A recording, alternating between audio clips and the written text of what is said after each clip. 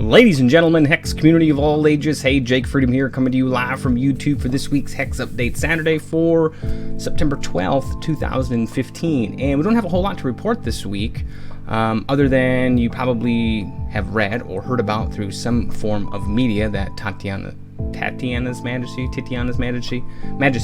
has been banned, and I've released a video midweek talking about that and explaining what that actually entailed and why they did it. So if you haven't seen that, go ahead and check that video out there. For this week, what we have is a top 32 stress test deck list and the stress test wrap up. Basically, the top 32 is the same song and dance that we had before TM was banned. It's a lot of the same decks over and over again. No surprise there at all, so we're not really going to go through that because everybody knows what that deck list consists of, plus you can't do it anymore. Another one is what we got here. We have the stress test wrap up, and basically they again talk about that the Tatiana's Majesty was banned there. And then for the stress test there, it said over 700 of you spent your Saturday playing in our stress test tournament across 10 rounds with a cut to top 8. From our end, it was very successful. We saw a few players mention in-game messaging delays, like games taking 30 seconds to start. But overall, everything went smoothly. Plus, during that time, we had players in arena and playing the game in other ways that went smoothly as well.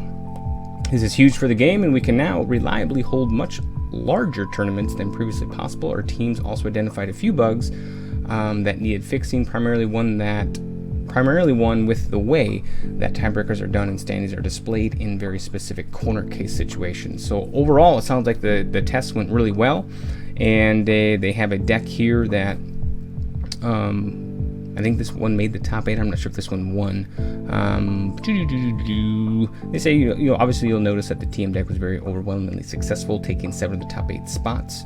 And the 23 of the top 32 decks. With that card now in Construct PvP ban list, we expected a healthier metagame.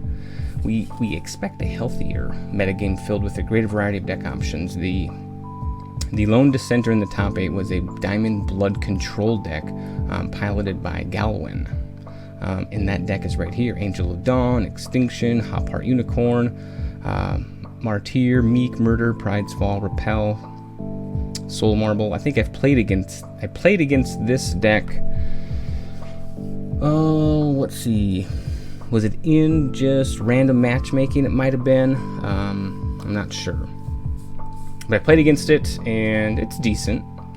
No, I didn't play this in random matchmaking. I played against that deck in the first round of the Sapphire Cup that's currently going on right now. We'll talk about that in a minute. So there's some of the different decks there. Obviously, we had another TM deck there. So, but yeah, so that's nothing really exciting to report there. But the Sapphire Cup is going on right now, so I wouldn't say all week, but I spent a good majority of the evenings during the week trying to come up with different deck ideas and what can I do and this, that, and the other thing. And, I probably put together 10, 12 different decks, tried them out. Some of them showed promise, some of them didn't. And then last night what was I trying to do? I was trying to make a deck around Hideous Conversion, because it's a card you've never seen in Construct, and basically you can sacrifice your troops to gain 1 temporary resource. And it seemed promising. It's like, okay, I think I can get this to work, just to pull out some big cards, really early on, by with run to the litter, surprise runt gang, getting those guys out there. The Shroomkin, that when it dies, it creates 2 battle hoppers. So basically, you can sacrifice it. You'll get a temporary resource. Then it creates 2 other troops you can sacrifice. Sort of that one card, you can get 3 temporary resources. So I thought I was really onto something, and it doesn't feel quite right yet. So I didn't use that deck today in the Sapphire Cup. I used a different one, and it was, I don't even know how. I don't even have a title for it, but it was using Ezerfate Sorceress with the Ruby of Destruction, just kind of like TM would, and using a lot of tunneling cards along with Periwinkle. Now, it didn't matter if Periwinkle's out there or not, but I'll showcase the deck probably later this week. I think I'm probably still going to use that deck in the ESL tournament. I got to do some fine tuning to it. It's almost there. But my results in the Sapphire Cup is I won the first round. I got I wouldn't say I got steamrolled the second round, but I played against this deck that basically milled me on turn 4 for 50 cards. It was impressive. I had to tell my opponent, I went, I was like, impressive. So it was really cool. It was it used Azure Fate Sorceress, and he kept putting tarantulas into my deck, and then he used that card. It was socketed with 2 sapphire gems. One would, when it came into play, it would mill the milled cards from you for equal to its power and toughness. And then also I think the major gem is it gave any card that came in after it that was equal to or greater than its casting cost the same ability. And basically what he was doing, he was milling for tarantulas, and everybody knows that a tarantula is a 5 casting cost, which is greater than the sorceress card. So all those tarantulas kept doing the same thing over and over again. So each tarantula would basically mill me for 10. And he ended up finding, I don't know, it was probably like 7 of them. So I was like, well, that's the game over there. So it was pretty impressive. I had to congratulate him on that one. Who did I play the second round, or the third round? Third round I lost to. So I won the first round, lost the rounds 2 and 3, and then I won the 4th round. By that time, I'm like, okay, even if I happened to win, the last 4 rounds, I'm not sure a 6-2 record would make it, but I'm looking at the standings now, and it might, but that's given the fact that I'd have to win the next 4 straight games, which probably wasn't going to happen because, like I said, the deck just wasn't tuned as it needed to be. I couldn't do it reliably enough, and I think one of the reasons is I'm just trying to do too much in the deck. Just doing too much, and I don't have enough control to be able to make it happen all the time. So like I said, I'll showcase that deck midweek maybe. As a deck tech or something like that. Maybe I'll have it figured out a little bit more. If not, I'll show it to you guys. Maybe you guys can give me some suggestions on it. I did have a burn deck that showed a lot of promise. I saw on Twitter that somebody tweeted out, watch out for the aggro orcs. I didn't come across any of those, but so we'll see. It's pretty interesting. It's such a relief now that you can just go out and explore different decks now and not have to worry about the Majesty deck. It's so awesome. I like it. Alright, so on to winners from last week. Yes, we got to do this on camera now, so don't forget. So the top 5 is Desk, Death Realm, Hobbingen, I know I pronounced his name wrong, and then Sismic and Pseudosphere. Those are the top 5 for your cards, so congratulations. And the the winner of the weekly pack is Trevise. So congratulations, you guys. I will get those cards out during post-processing of the actual video. So let's get to this week's pack and see what we can open up on. So let's close that down so I can see. Let's bring the game back up. And what do we got?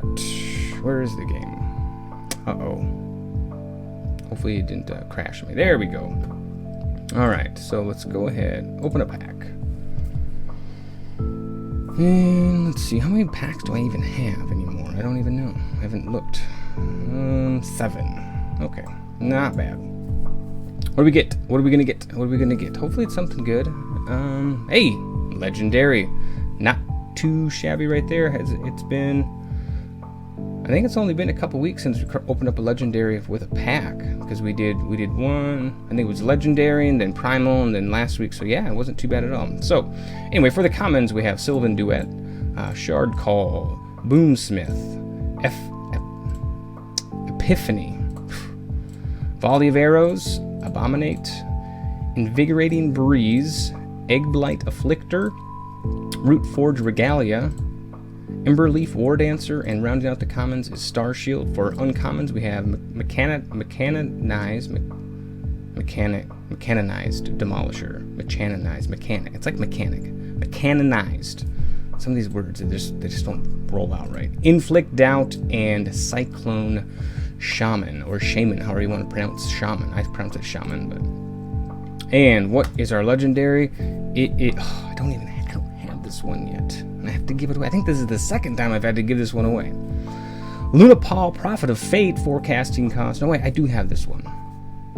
Yes, I do have this one. I haven't seen anybody build a deck around this one yet because it's just the 3 different colors there. I do have this one, never mind. Forecasting cost, single diamond, wild sapphire thresholds, it's a 3/3 troop Coyote Warlock. It is unique, and it says when you play a prophesized card, Lunapaw, I don't know. Let's just call Prophet of Fate. I want to say Lanupal, but anyway, he gets +2/+2. His prophecy is when the Prophet of Fate enters play, the next troop in your deck gets +2/+2. The next action in your deck gets cost -2. The next resource in your deck gets gain 2 charges. So not a bad card. I don't know.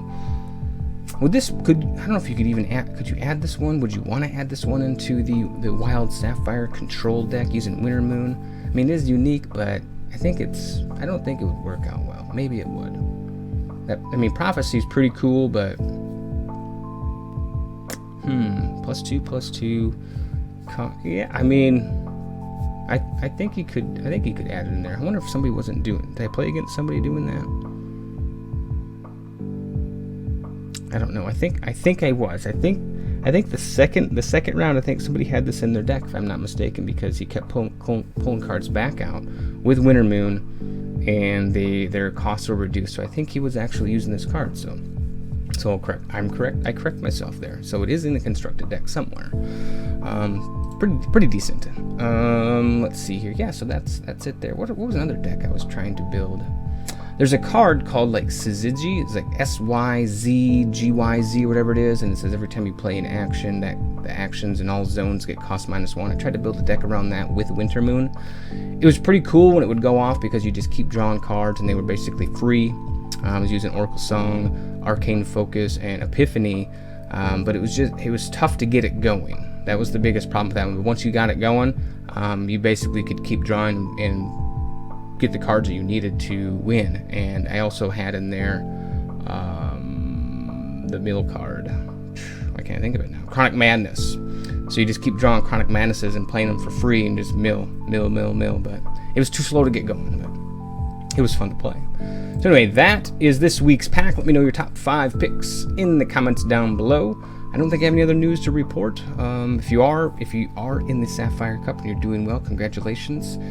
Hopefully you make the top 8. I didn't. Tomorrow's the ESL tournament. Maybe you guys are going to be entering in that. We'll see what happens. So, other than that, if you liked the video, give it a thumbs up. If you want to see more of these videos, be sure to click subscribe down below, and we'll have another video for you soon.